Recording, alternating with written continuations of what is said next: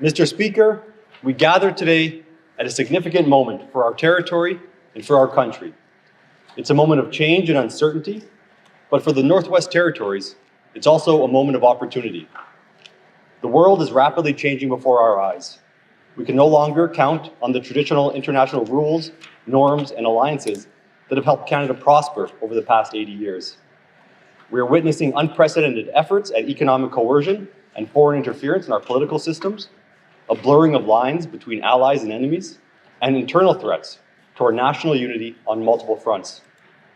At the same time, advances in artificial intelligence are poised to reshape sectors of the economy in ways that are yet to be seen. Understandably, the change and uncertainty in the world can leave people feeling anxious or scared. However, Mr. Speaker, when I look around the territory at our infrastructure deficit, the lack of economic opportunities in many communities, the high cost of living, availability of housing, access to healthcare, and public safety concerns, I'm less concerned about change and more concerned about continuing the status quo. There was a time in the very recent past when it felt like the North was an afterthought, if it was thought of at all. Today, the eyes of the world and the attention of the federal government have shifted northward. The strategic importance of the Northwest Territories to national security, to critical mineral supply chains, to energy security, and to Canada's very future as a strong and independent country has come into sharp focus over the past year. Our mission now is to ensure that we take full advantage of this moment for the benefit of the people of the Northwest Territories. We must transform the attention from the federal government and industry into economic opportunities, more homes, better access to basic health care, supports for healing, and safe, healthy, and thriving communities. In the same way that Canadians must remain united to face down external threats, Northerners must be united if we are to capitalize on these opportunities. We need to work together, make strategic and informed decisions about things we can control, and remove any self-imposed barriers to success. The contributions of each and every resident are important to advancing these goals.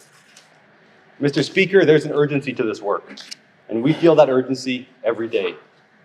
Economic changes across the territory, such as the decision by Imperial Oil to cease hydrocarbon production in Norman Wells and the instability in the diamond mining sector, mean that many residents not only feel the urgency, but are being impacted in very real ways.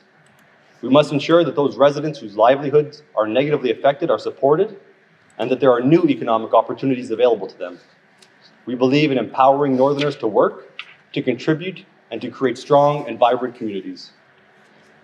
Mr. Speaker, this government is committed to ensuring that the Northwest Territories plays its full role as a cornerstone of a secure, prosperous, and united country, and we can only do that if we have an economically stable and healthy territory. To do that, we are making pragmatic choices, grounded in principles, and done in partnership. The work ahead is serious, but so is our confidence in the people of this territory and the future of this country. Together, we will continue moving forward while grounded in our values, clear in our purpose, and focused on delivering real results for Northerners. At the same time, we will continue strengthening Canada's presence and asserting sovereignty in the Arctic, now and for generations to come. Mr. Speaker, a strong economic foundation is essential to enhancing personal and community wellness and to promoting self-sufficiency. Together with our partners, we're advancing major projects that will shape our economy for decades to come. Work is advancing quickly on the Mackenzie Valley Highway and the Arctic Economic and Security Corridor. These nation-building projects will strengthen Canada's Arctic sovereignty, connect our communities to markets, and support the responsible development of critical minerals and energy resources, all while improving connectivity and lowering the cost of living and doing business in the North. We're also moving forward with the Tulsan Hydro expansion to improve long-term energy security and help power tomorrow's economic opportunities. We are continuing to enhance our existing transportation infrastructure. With support from the Government of Canada, construction is underway on the Deke-Frank Channel Bridge Replacement Project near Betchico. This project will improve safety, remove restrictions on heavy loads, and strengthen a critical transportation link. This project also supports economic growth, critical mineral development, and the Arctic Economic and Security Corridor, and is creating opportunities for Indigenous employment and participation. The NWT's strategic location in the Arctic means that we are poised to see significant investments related to national defense. An advanced procurement notice shows this investment could exceed $10 billion over the coming years. That spending comes alongside the federal government's stated commitments to reconciliation, creating opportunities for Indigenous businesses and communities through contracting, employment, and training.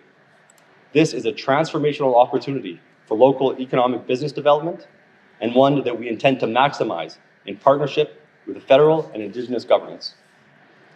Looking beyond direct investments in military and dual-use infrastructure, we must remember that the NWT boasts a wealth of resources that can support global economic transitions and further enhance our sovereignty and security at home. We're among the most resource-rich places in the world, Mr. Speaker, with an abundance of precious metals, critical minerals, and oil and gas deposits to help fuel Canada's economy and secure a domestic supply chain of strategic resources. These natural resources place the NWT at the forefront of Canada's economic potential, and with strategic investment, will create great opportunities for our residents and businesses and for all Canadians. Together, these efforts are building a stronger, more self-reliant territory, one with new opportunities for Northerners who are ready to rise to this moment. Mr. Speaker, a strong economy must translate into stability at home. Jobs, infrastructure, and growth can only deliver real results if people have safe, suitable, and affordable places to live. This government is taking action across the full housing continuum with a focus on community partnership and results. In Inuvik, the homeless shelter has entered a new chapter of community leadership with the responsibility for shelter operations transitioning from Housing NWT to the Inuvik Homeless Shelter Advisory Board. This reflects a long-standing community goal to have homelessness services guided by local voices while ensuring uninterrupted services for those who rely on them. In Yellowknife, a new transitional housing facility opened in December, operated by the Yellowknife Women's Society. With space for 24 individuals, it provides a safe, stable place to live, while accessing the programming and support that will help bridge the gap between homelessness and permanent housing. We're also accelerating housing supply through strong partnerships with Indigenous governments. Housing NWT has entered into construction agreements with Indigenous partners in Fort Smith and Fort Good Hope, and recently signed a memorandum of agreement on housing with the Acho-Denico First Nation in Fort Liard. This agreement sets out how we will plan, buy, and deliver housing together, so the homes we build reflect what the communities actually need. Since the start of the 20th Legislative Assembly, 81 housing units have been replaced. Another 155 are currently under construction, with an additional 64 in planning or procurement, bringing us to a total of 300 units across the housing continuum to be delivered during this Legislative Assembly. Together, these actions reflect a clear commitment: more homes for Northerners, better housing, and community-driven solutions that deliver dignity, stability, and opportunity. Mr. Speaker, economic strength and housing stability mean little if people do not feel safe or if communities are not well prepared when emergencies strike. Keeping Northerners safe, supported, and informed is a core responsibility of this government. Over the past 5 years, the Northwest Territories has faced some of the most challenging emergencies in our history: floods, wildfires, and repeated evacuations that have tested our systems and our communities. We've listened, we've learned, and we've acted. In response to the after-action reviews from 2022 and 2023, and to lessons learned in real time, we have strengthened our emergency management system. We are working with the NWT Council of Leaders and community partners to review the Emergency Management Act. We have updated the NWT Emergency Plan to clearly define roles and responsibilities. We have enhanced training for community governments, invested in emergency communications, and improved how resources are pre-positioned so help arrives faster when it is needed most, and so communities are more protected than ever before. Safe communities are also built through strong planning. That's why we've launched the NWT Community Planning Framework. This framework gives community governments the tools they need to guide growth, protect the environment, and plan for the future while reflecting local priorities and Indigenous knowledge. It supports housing and infrastructure development while integrating climate change considerations to help communities build long-term resilience. In addition, we're supporting community and Indigenous governments with flood mapping to inform emergency preparedness and land use planning. We are also supporting practical, community-driven safety initiatives. Safe growth pilot projects are underway in Hay River, Fort Providence, and Fort Smith. working with residents to apply crime prevention through environmental design principles. We are also providing law enforcement and communities with more tools to combat crime by advancing multiple pieces of public safety legislation this term. Whether through stronger emergency preparedness, thoughtful community planning, or more effective enforcement, this government is focused on ensuring safe communities for Northerners. Mr. Speaker, healthcare is one of the few systems that touches every resident, no matter our age, income, or circumstances. And the quality of our healthcare experience comes down to three things: access, respect, and reliability. Access challenges are felt most strongly in our smaller communities. We are strengthening the community health nurse-led model used in small communities while making it more flexible to respond to ongoing staffing pressures. That includes expanding the role of licensed practical nurses and paramedics in community health centers, supported by nurse practitioners and expanded virtual care, so that residents in small communities can access more essential services closer to home. In larger centers, we're working to improve access to services for those who need them most. Service integration teams have been created in Inuvik, Hay River, Fort Simpson, Betchaco, and Yellowknife to identify and remove barriers to access and to improve coordination among service providers. For now, these teams are focusing on supporting residents who are experiencing or who are at risk of homelessness. But the lessons we learned through this initiative will help us move closer to our ultimate goal of creating a culture of person-centered service delivery across government. Mr. Speaker, the healthcare system must be grounded in trust, respect, and cultural safety. To ensure these values are reflected in the services we provide, we are working directly with Indigenous governments and communities through shared governance, co-design, and the integration of traditional healing and local wellness priorities, guided by frontline staff, elders, and families. When care is not available close to home, residents rely on medical travel. Dealing with medical issues can be stressful enough on its own.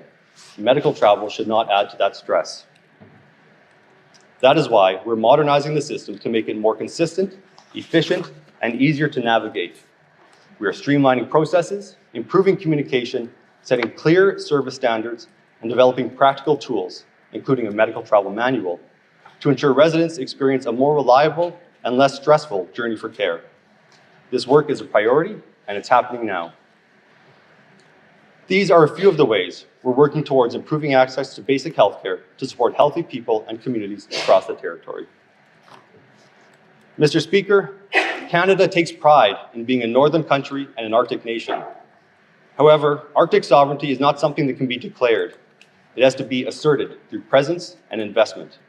It is built through the people who live, work, and stay in the North.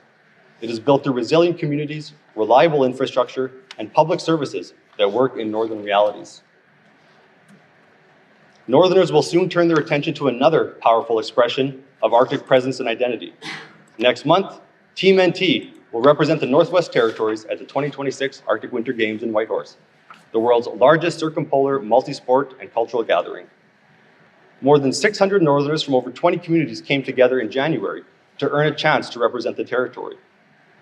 Up to 355 athletes and cultural participants will compete in 18 sports, including Arctic sports and Dene Games, traditions rooted in survival, skill, and connection to the land. This is more than competition.